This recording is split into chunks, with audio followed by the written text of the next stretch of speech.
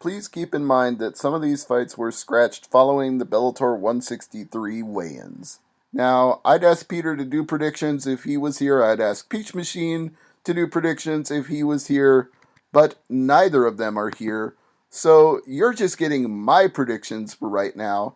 And after that, we'll move on to talk about the betting odds for UFC Fight Night in Mexico City and make a few predictions on that as well. The main event, Liam McGeary and Phil Davis.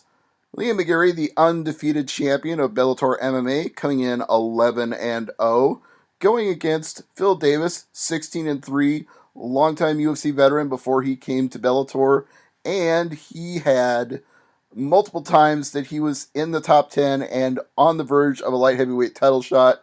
He lost that chance when he fought Rashad Evans a few years ago. Then eventually he left the promotion, came to Bellator MMA, and now he's in position for another title shot. He earned that right on the same night that Liam McGeary submitted Tito Ortiz in the main event, and then he defended that right in a fight with King Mo earlier this year. So 2 times he's proven that he deserves to fight Liam McGeary, who was on the shelf with a knee injury and some surgery to fix things up in his knee. So now Liam is ready to go, and he is an imposing figure in that cage. 6'6", an 81-inch reach, very much like John Jones over in UFC. Well, if Jones ever fights again in UFC, we already talked about that. Now, it's not a complete mismatch, though. Davis is 6'2", with a 79-inch reach, so not as tall, but almost as long. And one thing we know about Davis that we've always known about Davis is that he's got outstanding wrestling ability. His credentials date all the way back to his college days as an All-American, so you know that Mr. Wonderful, if he gets in on those knees, he's going to double leg him, he's going to single leg him, he's going to be looking for the takedown. But McGeary is a big boy, and well, you know what they say, the bigger they are, the harder they fall, but also the bigger they are, the harder they are to make falls. So it's going to be an uphill climb for Davis, and I believe that mountain is too much for him to scale. Not that I don't think he's an amazing fighter, and not that I don't think he's capable of winning the title. Maybe if they fight this fight 5 times, he wins 2 out of 5, but I'm not picking him in this one. I think the champ is going to come back really strong after a year off. He's hungry, he's motivated, and I think Phil Davis takes him to the limit. I think McGeary will edge out the decision. He'll get a unanimous decision and retain the title. But if I'm wrong, then I'm wrong. We'll just see what happens on Friday night. We've also got heavyweight pride sensation Sergey. He's coming in. The Russian mercenary, a.k.a. the paratrooper, fighting Javi Eye Candy Ayala. Now, Eye Candy is 9-5, which doesn't seem too impressive considering Karatanov has the same number of losses but 23 wins. But don't take him for granted. Eye Candy does have a really nice knockout punch. He's half of his Bellator wins with a knockout, and he also choked out Rafael Butler in just over a minute, so he's not a pushover. Karatanov's not getting an easy fight.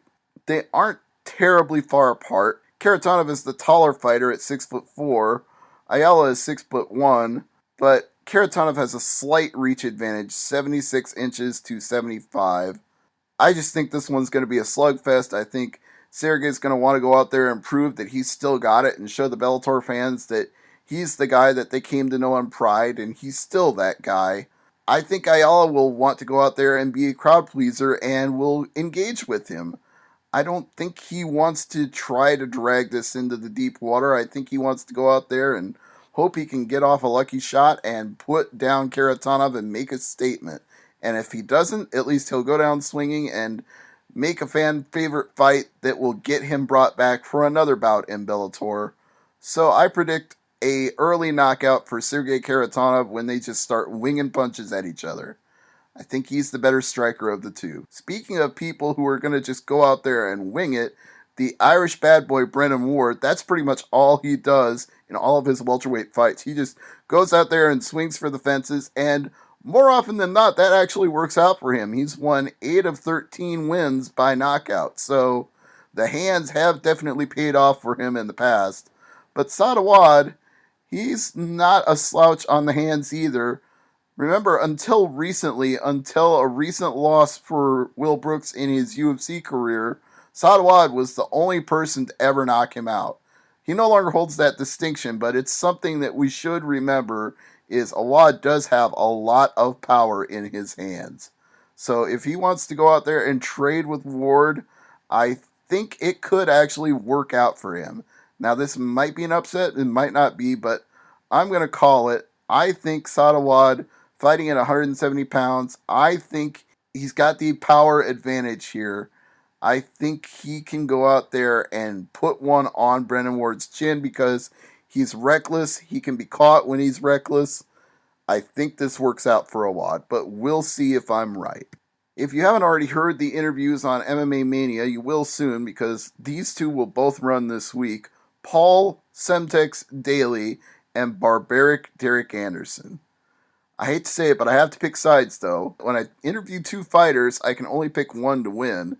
I like both of these guys. They were both great to talk to, but I'm going with Semtex in this one. It's not that Barbaric Derek Anderson doesn't have a chance. He's been a factor at lightweight for a long time now, but he's moving up in weight class, and Daly, he's experienced at this weight class. He's a short welterweight at 5'9", but man is he muscular and powerful. And he actually has the reach advantage here on Derek Anderson by 2 inches. So even though that chin may be a little higher up, I think he can still find it. And I think Semtex blasts him. So I'm calling for that explosive power that Semtex packs in his hands to find that chin. And also, this one you've already heard because it was published a little earlier than I thought it would be. Marloes Coenen and Talita Nogueira. Now, Nogueira is a little bit of an X factor. She is a World Jiu-Jitsu champion. She's 6-0 in MMA, but she hasn't had a mixed martial arts fight in 2 or 3 years now, and all her fights have been in Brazil. She's mostly a jiu-jitsu practitioner. She loves her graps. She's great at submissions. Can she transition successfully to the all-around game that Marloes Coenen will bring to her? And Coenen is no slouch at submissions herself. She's won 17 of her 23 by submission, and she's been doing it a really long time. Coenen goes all the way back to the early days of Japan and open weight tournaments where she fought women way bigger than her. So even if Talita Nogueira is big and strong, she may not be fazed by that. Although it was disappointing that Alexis Dufresne missed weight by a significant amount when she fought Coenen and then got the win to add insult to injury. So now Coenen is actually looking for revenge, looking for something to prove.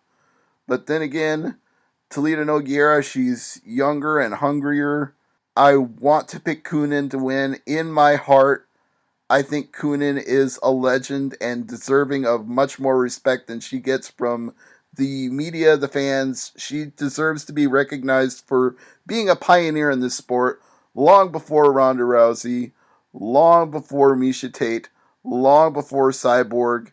Marloes Coenen was there. She's been there and done that. Is she getting that respect that she deserves for that? No. So whether you pick her to win this fight or not, give her that respect. But I am picking Talita Nogueira. I don't think Coenen will make it an easy out for her, but I think Nogueira is being brought in to be showcased, and she's undefeated in MMA, so she can't be a complete slouch, even if she prefers the world of jiu-jitsu. So I'm going to pick Nogueira, but not to win easily. I think it goes to a decision. Now then, let's talk about UFC Fight Night in Mexico City. I'll break down these odds for you. Starting with the main event, El Cucuy, Tony Ferguson against Rafael Dos Anjos in a lightweight fight that's scheduled to go 5 rounds. The former champion against one of the top 5 lightweights in the division, and the line on this one is really, really close.